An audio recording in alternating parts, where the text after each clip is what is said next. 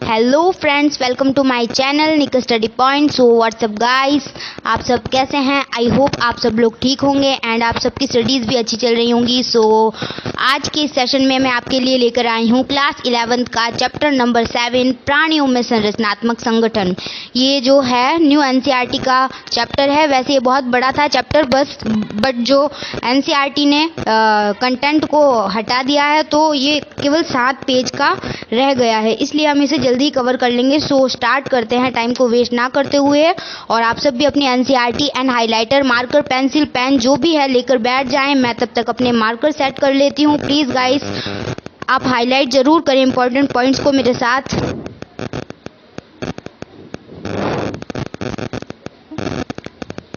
One second guys.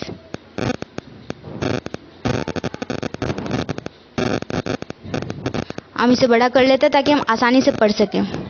चलिए तो start करते हैं। प्राणियों में संरचनात्मक संगठन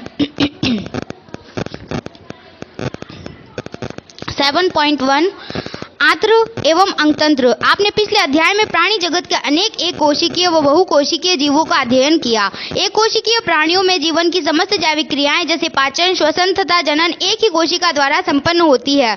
बहुकोशिकीय प्राणियों के जटिल शरीर में उपयुक्त आधार क्रियाएं भिन्न भिन्न कोशिका समूहों द्वारा व्यवस्थित रूप से संपन्न की जाती है। सरल प्राणी हाइड्रा का शरीर विभिन्न प्रकार की कोशिकाओं का बना हुआ है, जिनमें प्रत्येक कोशिका की संख्या हजारों में होती है।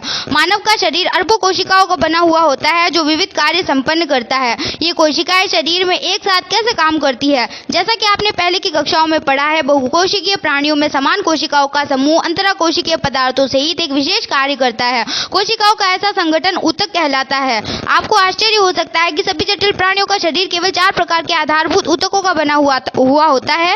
ये सब ऊतक एक विशेष अनुपात एवं प्रतिरूप से संगठित होकर अंगों का निर्माण करते हैं, जैसे आमाशय, फुफ्फुस, हृदय और वृक्क। जब 2 या 2 से अधिक अंग अपनी भौतिक एवं रासायनिक पारस्परिक क्रिया से एक निश्चित कार्य को संपन्न कर अंगतंत्र का निर्माण करते हैं, जैसे पाचन तंत्र, श्वसन तंत्र इत्यादि। समस्त शरीर की जैविक क्रियाएं कोशिका, ऊतक, अंग तथा अंगतंत्र में सम विभाजन के द्वारा संपन्न होती है और पूरे शरीर को जीवित रखने के लिए योगदान देती है। 7.1 अंग और अंगतंत्र। बहुकोशिकीय प्राणियों में, जैसा कि आपने पहले की कक्षाओं में पढ़ा है, ऊतक संगठित होकर अंग और अंगतंत्र की रचना करते हैं। इस तरह का संगठन लाखों कोशिकाओं द्वारा निर्मित होता है। जीव की सभी क्रियाओं को अधिक दक्षता पूर्वक एवं समन्वित रूप से चलाने के लिए आवश्यक होता है। शरीर के प्रत्येक अंग एक या एक से अधिक प्रकार के ऊतकों से बना होता है। उदाहरणतः हृदय के चारों तरह के ऊतक होते हैं: उपकला, संयोजी, पेशीय तथा तंत्रिकीय ऊतक। ध्यानपूर्वक अध्ययन के बाद हम ये देखते हैं कि अंग और अंगतंत्र की जटिलता एक निश्चित इंद्रियगोचर प्रवृत्ति को दर्शाती है। यह इंद्रियगोचर प्रवृत्ति एक विकासीय प्रवृत्ति कहलाती है। इसके बारे में आप कक्षा 12 में विस्तार से पढ़ेंगे। इस अध्याय में आपको मेंढक के शरीर और आकारिकी के संगठन एवं क्रियाविधि के बारे में जानकारी प्राप्त होगी। आकारिकी आपको जीवों की बाह्य संरचना या बाह्य दिखने वाले आकार का अध्ययन कराती है। पौधों या सूक्ष्म जीवों के संदर्भ में आकारिकी शब्द का वस्तुतः मतलब यही है। प्राणियों के संबंध में आकारिकी का मतलब शरीर के बाह्य अंगों की बनावट या शरीर के बाह्य भागों का अध्ययन है। प्राणियों में शरीर का पारंपरिक मतलब आंतरिक अंगों की संरचना के अध्ययन से है। अब आप मेंढक के आकारिकी एवं शारीरिक का अध्ययन करेंगे, जो कशेरुकी का प्रतिनिधित्व करता है। 7.2 मेंढक। मेंढक वो प्राणी है जो मीठे जल तथा धरती दोनों पर निवास करता है तथा कशेरुकी संघ के एम्फीबिया वर्ग से संबंधित है। भारत में पाई जाने वाली मेंढक की सामान्य जाति राना टिग्रिना है। इसके शरीर का ताप स्थिर नहीं होता है। शरीर का ताप वातावरण के ताप के अनुसार परिवर्तित होता रहता है। इस प्रकार के प्राणियों को असमतापी या अनियततापी कहते हैं। मेंढक के रंग को परिवर्तित करते हुए आपने अवश्य देखा होगा, जिस समय में ये घास तथा नम जमीन पर होते हैं। क्या आप बता सकते हैं कि ऐसा क्यों होता है? उनमें अपने शत्रुओं से छिपने के लिए रंग परिवर्तन करने की क्षमता होती है, जिसे छद्मावरण कहते हैं। इस रक्षात्मक रंग परिवर्तन क्रिया को अनुहरण मिमिक्री कहते हैं। आपने यह भी देखा होगा कि मेंढक शीत व ग्रीष्म ऋतु में नहीं दिखते हैं। इस अंतराल में ये सर्दी तथा गर्मी में अपनी रक्षा करने के लिए गहरे गड्ढों में चले जाते हैं। इस प्रक्रिया को क्रमशः शीत निष्क्रियता व ग्रीष्म निष्क्रियता कहते हैं। स्लाइड 3 पे आ जाते हैं। इसको थोड़ा बड़ा कर लेते हैं। अब हम पढ़ेंगे 7.2.1 मेंढक की बाह्य आकारिकी। क्या आपने कभी मेंढक की त्वचा को छुआ है? मेंढक की त्वचा श्लेष्मा युक्त यानी कि म्यूकस से ढकी होने के कारण चिकनी तथा फिसलनी होती है। इसकी त्वचा सदैव आर्द्र होती है। मेंढक की ऊपरी सतह धानी हरे रंग की होती है जिसमें अनियमित धब्बे होते हैं, जबकि नीचे की सतह हल्की पीली होती है। मेंढक कभी पानी नहीं पीता बल्कि त्वचा द्वारा इसका अवशोषण करता है। मेंढक का शरीर सिर व धड़ में विभाजित होता है। चित्र 7.1 पूंछ व गर्दन का अभाव होता है। मुख के ऊपर एक जोड़ी नासिका द्वार खुलते हैं। आंखें बाहर की ओर निकलती है व निमेशक पटल से ढकी होती है ताकि जल के अंदर आंखों का बचाव हो सके। आंख के दोनों ओर कान टिम्पैनम या कर्णपट उपस्थित होते हैं जो ध्वनि संकेतों को ग्रहण करने का कार्य करते हैं। अग्र व पश्चपाद चलने फिरने टहलने व गड्ढा बनाने का काम करते हैं। अग्रपाद में 4 उंगलियां पाई जाती है जबकि पश्चपाद में 5 होती है तथा पश्चपाद लंबे व मांसल होते हैं। पश्चपाद की झिल्ली युक्त अंगुली जल में तैरने में महत्वपूर्ण भूमिका निभाती है। मेंढक में लैंगिक द्विरूपता देखी जाती है। नर मेंढक में आवाज उत्पन्न करने वाले वाक् कोश के साथ साथ अग्रपाद की पहली अंगुली में मैथुनांग होते हैं। ये अंग व मादा मेंढक में नहीं मिलते हैं। इस चैप्टर के डायग्राम भी बहुत इंपॉर्टेंट हैं, तो आपको आई होप बार बार बताना ना पड़े। एनसीईआरटी के सारे ही डायग्राम इंपॉर्टेंट हैं, सो आप केयरफुली इन डायग्राम्स को भी अच्छे से कवर करें अपने नोट्स में। 7.2.2 आंतरिक अकारिकी। मेंढक की देह गुहा में पाचन तंत्र, श्वसन तंत्र, तंत्रिका तंत्र, संचरण तंत्र, जनन तंत्र पूर्ण अच्छी तरह से परिवर्धित संरचनाओं एवं कार्यों युक्त होता है। मेंढक का पाचन तंत्र आहार नाल तथा आहार ग्रंथि का बना होता है। चित्र 7.2 मेंढक मांसाहारी होते हैं अतः इसकी आहार नाल लंबाई में छोटी होती है। इनका मुख गुहिका में खुलता है जो ग्रसनी से होते हुए ग्रसिका तक जाती है। ग्रसिका एक छोटी नली है जो आमाशय में खुलती है।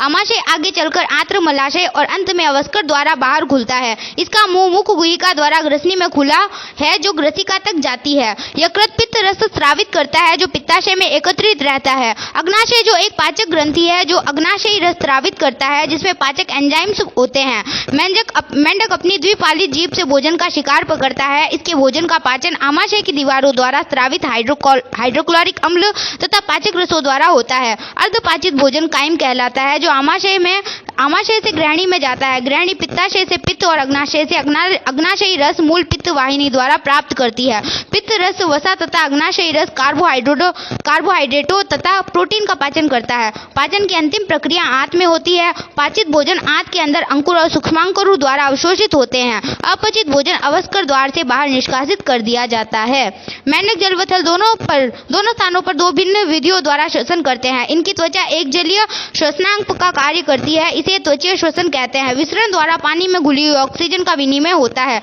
जल के बाहर त्वचा, मुख गुहा और फेफड़े वायव्य श्वसन अंगों का कार्य करते हैं। फेफड़ों के द्वारा श्वसन फुफ्फुसीय श्वसन कहलाता है। फेफड़े एक लंबे अंडाकार गुलाबी रंग की थैलीनुमा संरचनाएं होती है जो देह गुहा के वक्षीय भाग में पाई जाती है। वायु नासा छिद्रों से होकर मुख गुहा तथा फेफड़ों में पहुंचती है। ग्रीष्म निष्क्रियता व शीत निष्क्रियता के दौरान मेंढक त्वचा से श्वसन करते हैं। मेंढक का परिसंचरण तंत्र सुविकसित बंद प्रकार का होता है। इसमें लसिका परिसंचरण भी पाया जाता है, अर्थात ऑक्सीजनित अथवा विऑक्सीजनित रक्त हृदय में विसरित हो जाते हैं। रुधिर परिसंचरण तंत्र हृदय, रक्त वाहिकाओं और रुधिर से मिलकर बनता है। लसिका तंत्र लसिका नलिकाओं और लसिका ग्रंथियों का बना होता है। हृदय एक त्रिकोष्ठिकीय मांसल संरचना है जो कि देह गुहा के ऊपरी भाग में स्थित होता है। यह पतली पारदर्शी झिल्ली हृदय आवरण पेरिकार्डियम द्वारा ढका रहता है। एक त्रिकोष्ठिकीय संरचना जिसे शिराकोटर साइनस वेनोसस कहते हैं हृदय के दाहिने आलिंद से जुड़ा रहता है तथा महाशिराओं से रक्त प्राप्त करता है। हृदय की अधर सतह पर दाएं आलिंद के ऊपर एक थैली नुमा रचना धमनी शंकु होता है जिसमें निलय खुलता है। हृदय से रक्त धमनियों द्वारा शरीर के सभी भागों में भेजा जाता है, इसे धमनी तंत्र कहते हैं। शिराएं शरीर के विभिन्न भागों से रक्त एकत्रित कर हृदय तक पहुंचाती है।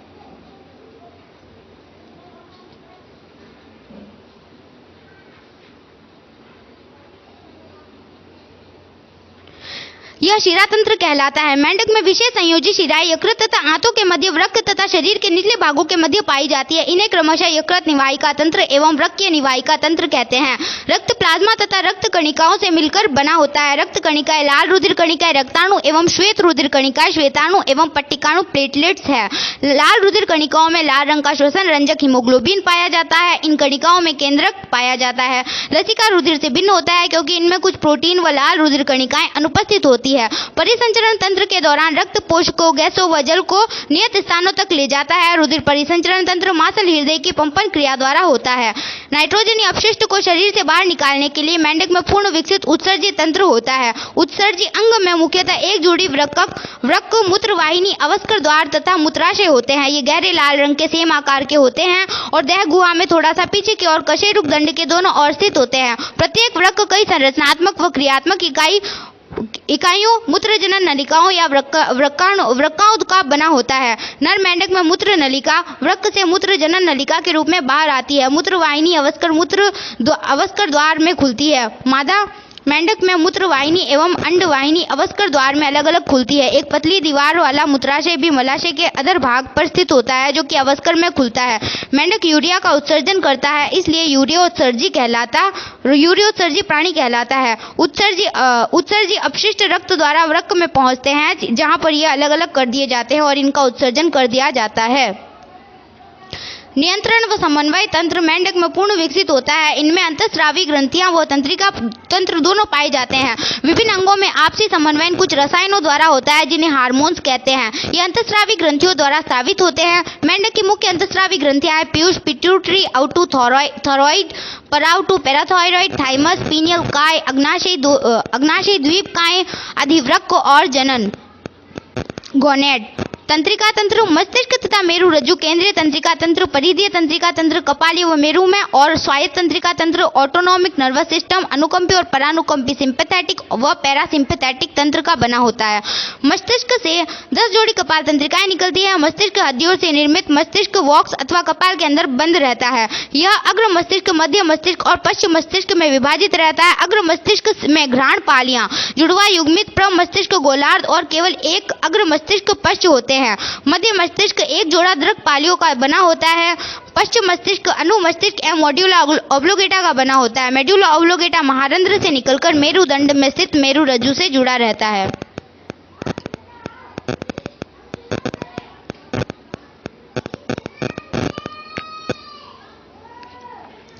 मेंढक में विभिन्न प्रकार के संवेदी अंग पाए जाते हैं, जैसे स्पर्श अंग, संवेदी पिप्पल, स्वाद अंग, स्वाद कलिकाएं, गंध, नासिका उपकला, दृष्टि, नेत्र व श्रवण, कर्णपट और आंतरिक कर्ण। इन सब में आंखें और आंतरिक कर्ण सुव्यवस्थित होते हैं और बचे हुए दूसरे संवेदी अंग केवल तंत्रिका सिरों पर कोशिकाओं के गुच्छे होते हैं। मेंढक में एक जोड़ी गोलाकार नेत्र गड्ढों में स्थित होते हैं। ये साधारण नेत्र होते हैं। मेंढक में बाह्य कर्ण अनुपस्थित होते हैं, केवल कर्णपट की बाहर से दिखाई देता है। कर्णपट ही बाहर से दिखाई देता है। कर्ण एक ऐसा अंग है जो सुनने के साथ साथ संतुलन का काम भी करता है। मेंढक में मादा व नर जनन तंत्र अलग अलग एवं पूर्ण सुव्यवस्थित होते हैं। नर जननांग एक जोड़ी पीले अंडाकार वृषण होते हैं, जो वृक्क के ऊपरी भाग से पेरिटोनियम के दोहरी वलय